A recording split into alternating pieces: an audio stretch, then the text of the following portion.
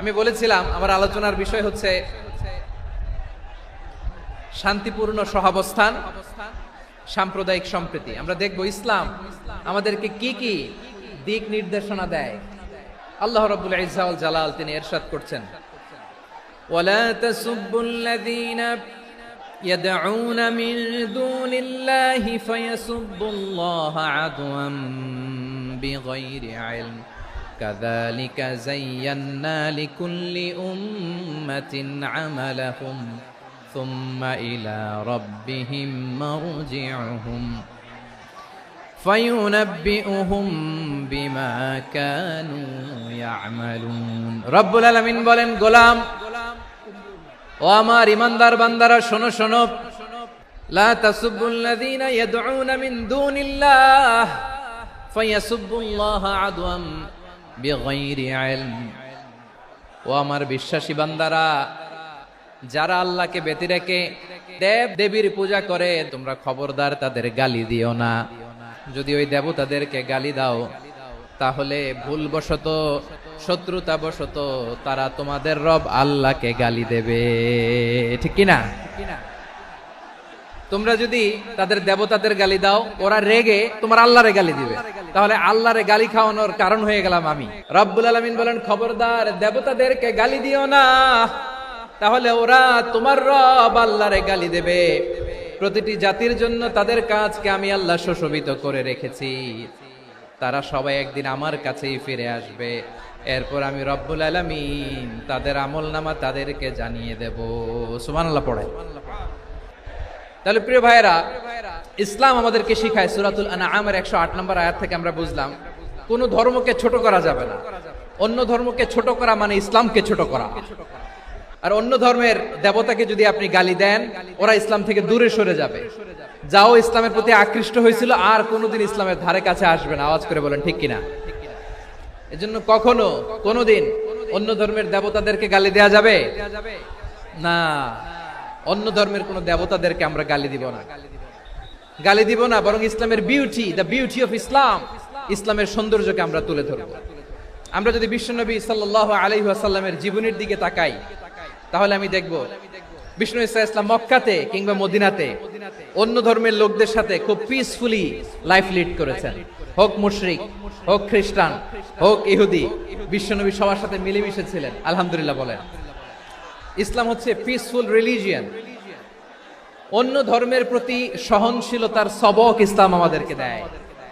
কিন্তু প্রতিটি মুসলিমের এটা মনে রাখতে হবে, আল্লাহর কাছে পছন্দনীয়, গ্রহণযোগ্য ধর্ম, জীবনাদর্শ একটি, সেটা হচ্ছে ইসলাম। এজন্য রব্বুল আলামিন বলেন, ইন্নাদ-দীনা ইনদাল্লাহিল ইসলাম, আল্লাহর কাছে মনোনীত, গ্রহণযোগ্য, অ্যাকসেপ্টেড ধর্ম মতাদর্শ একটা, সেটা হলো ইসলাম। ইসলাম ছাড়া অন্য কোন ধর্ম যদি কেউ তালাশ করে, তার ওই ধর্ম আল্লাহ গ্রহণ করবে না। ومن يبتغي غير الإسلام دينا فلن يقبل منه وهو في الآخرة من الخاسرين.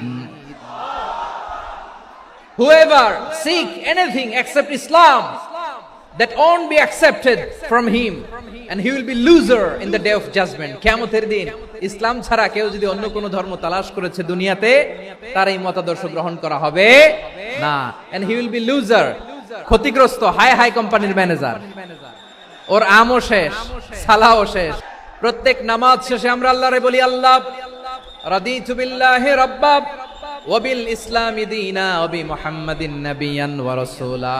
ও আল্লাহ, তোমারে রব হিসেবে পেয়ে আমরা খুশি। ও আল্লাহ, ইসলামকে ধর্ম হিসেবে পেয়ে আমরা খুশি। বিশ্বনবীকে আমাদের রাসূল পেয়ে আমরা খুশি। ইসলাম ছাড়া অন্য কোন ধর্ম আমরা গ্রহণ করব না। আল্লাহর কাছে অ্যাকসেপ্টেড রিলিজিয়ন একটা, সেটা ইসলাম। তো বিশ্বনবী সাল্লাল্লাহু আলাইহি ওয়াসাল্লাম মক্কাতে কিংবা মদিনাতে খুব পিসফুলি এক্সিস্ট করেছেন, যে কোনো ধর্মের সাথে মিলেমিশে চলেছেন। তার প্রমাণ আমরা যদি রাসূল সাল্লাল্লাহু আলাইহি ওয়াসাল্লামের বায়োগ্রাফির দিকে তাকাই, তাহলে দেখব তিনি মুশরিকদের সাথে পিস ট্রিটি করেছেন, শান্তি চুক্তি, পিস ট্রিটি, পিস এগ্রিমেন্ট। আপনারা হুদাইবিয়ার সন্ধির নাম শুনেছেন? ষষ্ঠ হিজরিতে বিষ্ণু ঈসা ইসলাম মুশরিকদের সাথে এই ট্রিটি করেছেন, চুক্তি। আমরা তো মুসলমান বসতে পারি না, আমরা দুই মুসলিম ভাই একসাথে বসে চা খেতে পারি না, গল্প করতে পারি না। বিষ্ণু ঈসা ইসলাম মুশরিকদের সাথে ট্রিটি করেছেন, হুদায়বিয়ার সন্ধি। এই সন্ধির আগে মক্কা থেকে কেউ মদিনায় যেতে পারে না, মদিনা থেকে কেউ মক্কায় যেতে পারে না। কিন্তু এই সন্ধির পরে ট্রাফিক স্বাভাবিক হয়ে গেল, মক্কার লোকেরা মদিনায় আসতে পারে, মদিনার লোকেরা মক্কায় আসতে পারে। এটাকে বলে সুলহে হুদাইবিয়া, the peace agreement of Hudaibiya, শান্তি চুক্তি। আমরা পৃথিবীতে এখন অনেক শান্তি চুক্তির নাম শুনি, এগুলো সব the piece treaty of Hudaibiya থেকে কপি করা। আল্লাহু আকবার। মক্কার পার্ট গেল, পিস এগ্রিমেন্ট করলেন, শান্তি চুক্তি। বিষ্ণু ঈসা ইসলাম মদিনায় যে কি করলেন?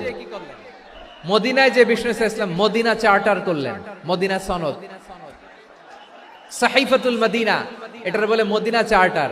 যে ওয়েস্টে, ইউরোপে, আমেরিকাতে তারা অনেক চার্টার করে, এই সব চার্টার মদিনা চার্টার থেকে কপি করা। আওয়াজ করে পড়েন সুবহানাল্লাহ। বিষ্ণু ঈসা ইসলাম মদিনায় গেলেন, মদিনাতে মুসলিম, মুশরিক, ইহুদি, এই তিন ধর্মের লোক মিলে সব স্টেক হোল্ডার যারা আছে সবাইকে নিয়ে বিষ্ণু ঈসা ইসলাম মদিনা চার্টার করলেন, মদিনা সনদ। পড়েন সুবহানাল্লাহ।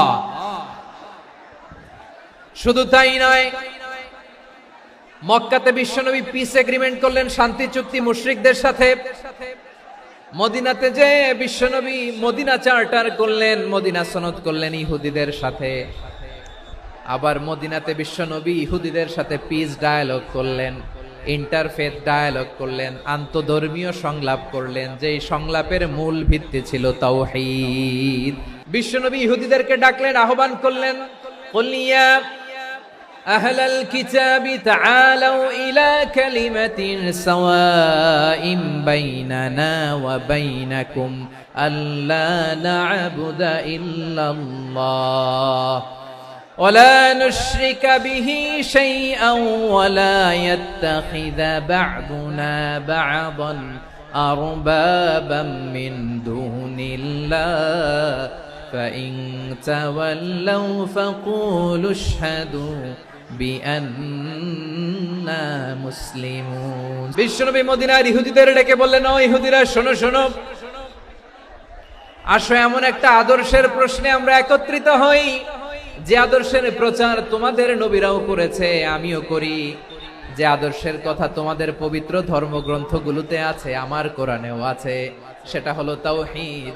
আমরা এক আল্লাহ ছাড়া কারো ইবাদত করব না, আল্লাহর সাথে কাউরে শরীক করব না, আল্লাহ ছাড়া কাউরে রব মানব না। পড়েন সুবহানাল্লাহ। তাহলে আমার প্রিয় লালমনিরহাটের ভাইরা, মদিনাতে যে তিনি মদিনা চার্টার করলেন, মদিনা সনদ, পিস ডায়ালগ করলেন, শান্তির সংলাপ, ইন্টারফেথ ডায়ালগ করলেন, আন্তধর্মীয় সংলাপ, যার ভিত্তি ছিল তাওহীদ। তাহলে অন্য ধর্মের প্রতি সব সময় ইসলাম সহনশীল, টলারেন্স। যদি আপনি দেখতে চান ইসলামের নবী বিশ্ব নবীর দিকে তাকান, ঠিক কিনা বলেন? আমরা তো সংখ্যালঘুদের রাইটস প্রোটেক্ট করার জন্য কত আইন বানাই, কত বৈঠক করি, কত সংবাদ সম্মেলন করি। বিষ্ণু সাল্লাল্লাহু আলাইহি ওয়াসাল্লাম সংখ্যালঘুদের রাইটস এর ব্যাপারে, অধিকারের ব্যাপারে যে কথা বলেছেন, শুনলে আপনি অবাক হয়ে যাবেন। বিশ্বনবী বলেন, আলা মান যালামা মুআহাদান আও ইনতাকাসাহু আও কাল্লাফাহু ফাওকা তাআতিহি আও আখাযা মিনহু শাইআন বিগাইরি তিবি নাফসিন ওয়া আনা হাজিজুহু ইয়াউমাল কিয়ামা। খবরদার, জেনে রাখো, কেউ যদি কোনো সংখ্যালঘুর উপরে অত্যাচার করে, কোন সংখ্যালঘুর প্রাপ্য থেকে যদি কেউ কাউকে ঠকায়, সংখ্যালঘুর উপর যদি কেউ কষ্ট দেয়, কোন সংখ্যালঘুর সম্পদ যদি কেউ জোর করে কেড়ে নেয়, আমি কিয়ামতের দিন বিশ্বনবী ওই সংখ্যালঘুর পক্ষে আর ওই মুসলমানদের বিপক্ষে বাদী হয়ে দাঁড়াবো। আল্লাহু আকবার। আপনি নামাজি, আপনি মুসল্লি, আপনি হাজী সাহেব, তাহাজ্জুদ পড়তে পড়তে কপালে দাগ ফেলে দিছেন, আপনার প্রতিবেশী হিন্দু, ভাবছেন আমার তো পাওয়ার আছে, ওর জমিটা দখল করি। বিশ্বনবী বলেন, কিয়ামতের দিন ওই হিন্দুর পক্ষে তোর বিরুদ্ধে আমি বাদী হয়ে দাঁড়াবো। পৃথিবীর কোন ধর্মে এরকম স্টেটমেন্ট পাবেন? পাবেন? আপনি ভাবছেন আপনি নামাজ পড়লে হাজী সাহেব কপালে দাগ ফেলায় দিলে আপনি সেলসালায় জান্নাতে চলে যাবেন না? খবরদার, বিশ্বনবী বলেন কোন সংখ্যালঘুর উপর যদি কেউ আক্রমণ করে, তার প্রাপ্য তাকে না দিয়ে যদি তাকে ঠকায়, তার উপর জুলুম করে, তার সম্পদ যদি কেড়ে নেয়, আমি নবী, তুমি মুসলিম হইতে পারো, মুসল্লি হইতে পারো, তার পক্ষে তোমার বিপক্ষে আল্লাহর দরবারে বাদী হয়ে দাঁড়াবো। যে নবীর সুপারিশ ছাড়া জান্নাতের গেটও দেখা যাবে না, ওই নবী যদি বলে তোর বিপক্ষে আমি বাদী হয়ে দাঁড়াবো, ওই জান্নাতে আর ঢোকার কোনো সুযোগ আমাদের থাকবে? এখানেই শেষ নয়, বিশ্বনবী বলেন মান কাতালা মুআহাদান, বুখারীর বর্ণনা, মান কাতালা মুআহাদান লাম ইয়ারাহ রাইহাতাল জান্নাহ। কেউ যদি, কোন মুসলিম যদি অন্যায় ভাবে কোন সংখ্যালঘুকে হত্যা করে, কোন হিন্দুকে হত্যা করে, কোন বৌদ্ধরে হত্যা করে, অন্যায় ভাবে কোন মুসলিম যদি কোন সংখ্যালঘুরে হত্যা করে, জান্নাতে যাওয়া তো দূরের কথা, ওই মুসলিম জান্নাতের ঘ্রাণও পাবে না।